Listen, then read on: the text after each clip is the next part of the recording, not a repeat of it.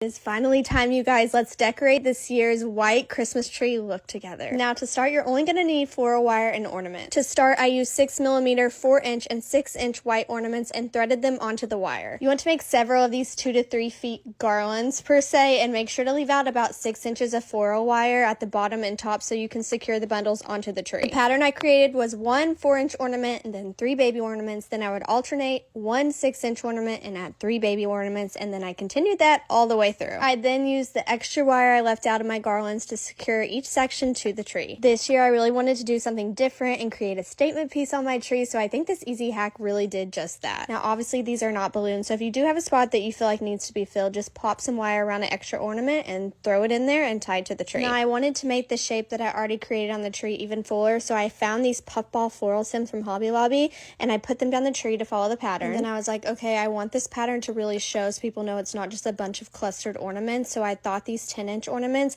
made the pattern pop even more, and you can really see what's going on here. And then you'll see me in different outfits over a few days here because I kept being so indecisive about what picks I chose, but then I saw these amazing sparkly star picks and I knew that they were it. Then it was time for the tree topper, which I love using stems to create them, and I used these frosted berry stems with some more of the sparkly stars. And you guys, I love the way it turned out. I had to keep the all-white theme going, so I added a white furry tree skirt, and it turned out so magical. Follow along because I'm going to be sharing more Christmas content over the course of December. This is a show-stopping Dollar Tree craft that requires no skill or talent whatsoever. In one bowl, I combined Dollar Tree Epsom salt, kosher salt, and snowy glitter. In another bowl, I poured some Mod Podge. I then brushed Mod Podge all over a Dollar Tree hurricane vase and sprinkled the salt mixture onto the wet glue. I made sure to do this over a scrap of cardboard to minimize my mess and maximize my wife's sanity. When the glue dried, I sprayed a few coats of triple thick glaze to help lock the salt granules in place. This is optional, but it does help. Next, I primed and then sprayed a Dollar Tree pillar candle pedestal with bleached Stone Effect spray paint. I wanted it to be pure white, so I followed that with a coat of flat white spray paint. Or you could just skip that Stone Effect nonsense and just paint the damn thing white. I then placed a Christmas candle ring on top of the pedestal, squeezed on some hot glue, and attached the salted vase to the pedestal. These snowy lanterns are simply stunning. Oh, and about that snowy glitter, I'm not much of a glitter man, but that stuff is the sparkle bomb diggity. I'm looking for an excuse to use it again.